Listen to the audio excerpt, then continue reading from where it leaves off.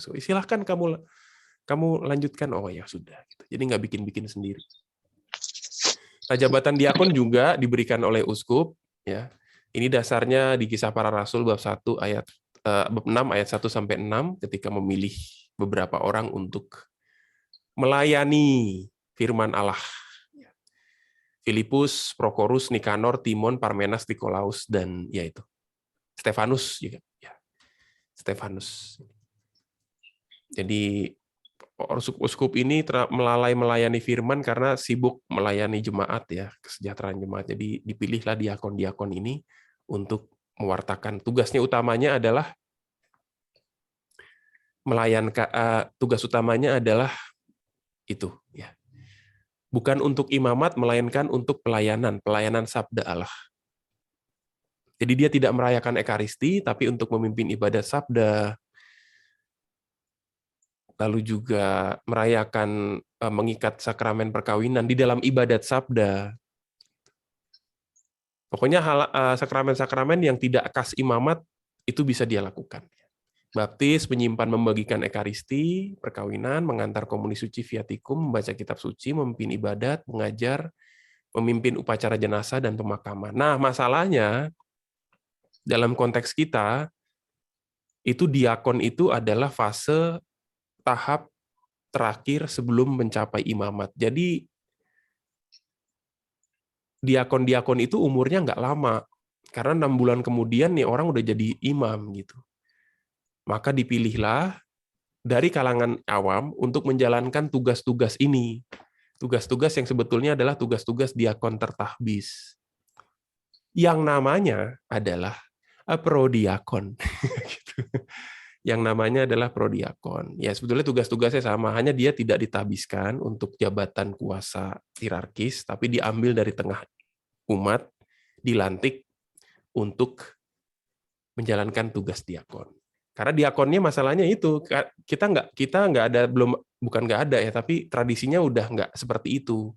Dulu ada diakon kekal jadi dia cuman mau jadi diakon doang gitu. Tapi jarang sekali orang cuman pengen jadi diakon doang, nggak bisa merayakan Ekaristi. Jadi diakon umurnya singkat, cuma 6 bulan, habis itu jadi romo ditabiskan. Jadi ya udah, butuh umat-umat itu. Nah ini juga catatan nih, setiap klerikus, imam atau diakon harus diinkardinasi, harus terikat pada suatu gereja partikular atau prelatur personal atau suatu tarekat hidup bakti atau suatu serikat yang mempunyai wewenang itu sedemikian sehingga sama sekali tidak diperkenankan adanya klerikus tanpa gembala atau klerikus pengembara. Tidak diperkenankan adanya romo pengembara. Jadi romo yang tidak mengikatkan diri pada tugas atau uskup tertentu atau tarekat hidup bakti tertentu. Jadi ini romo nomaden gitu, itu nggak ada, nggak boleh ada. Jadi kalau Anda tiba-tiba didatangi oleh seorang yang mengaku-ngaku romo, langsung aja tanya, ordonya apa, tugas di mana. Nah itu. Recheck dah. Kalau nggak ada, nah itu harus diwaspadai. Ya, kalau nggak ada. Karena ada aturan seperti ini. Diwaspadai. Dan juga biasanya romo-romo itu membawa KTP romo itu, KTP klerusnya ya. Sudah pernah lihat belum? KTP klerus. Saya kalau kemana-mana bawa ini nih. Jadi kalau saya nanti tiba-tiba naik mobil ketilang gitu ya, ganjil genap. Aduh Pak Polisi, tolong Bapak Polisi, ini saya romo ini. Saya mau apa namanya? Mau kasih permintaan. Oh romo ya, silakan romo. Jadi ada surat klerus nih, masing-masing kuskupan punya. Ini gimana sih? Nah ini ya, tuh. Kuskupan Agung Jakarta, namanya, nama tanggal lahir, tabisan, tugas di mana, lalu inkardinasi di mana. Gitu. Lalu di belakang itu rekomendasi dari Bapak Uskupnya untuk merayakan sakramen, merayakan Ekaristi, lalu juga mendengarkan pengakuan dosa. Itu. Jadi bawa ini. Juga kalau saya misalnya pergi ke Roma, membawa tur ziarah, biasanya kalau misa di sana itu ya tinggal nunjukin ini aja. Itu ya. Oke, lanjut dulu sedikit. Nah, awam ini juga, nih awam ya. Ini Anda ini awam. Nah, ini silakan nanti dibaca sendiri ya. Tugas panggilan awam-awam mencari kerajaan Allah dengan menerangi dan mengatur tugas-tugas duniawi. Jadi kekasan awam adalah duniawi lah itu. Tapi duniawi bukan sembarang duniawi, tetapi duniawi sesuai dengan rencana Allah. Mengambil bagian dalam imamat Kristus juga, tapi dengan cara yang berbeda, bukan imamat jabatan. Mempersembahkan hidup mereka dalam seluruh pekerjaan, doa, usaha, dan kerasulan, kehidupan keluarga, jeripayah sehari-hari, hidup dan ditanggung dengan sabar. Ya, itu nanti silakan dibaca sendiri, karena waktunya saya udah ngomong banyak ini. Ini bagaimana kaum awam mengambil tugas menerima sabda, mewartakan kepada dunia dengan kesaksian hidup, karya, kata-kata, tindakan, dan katekese.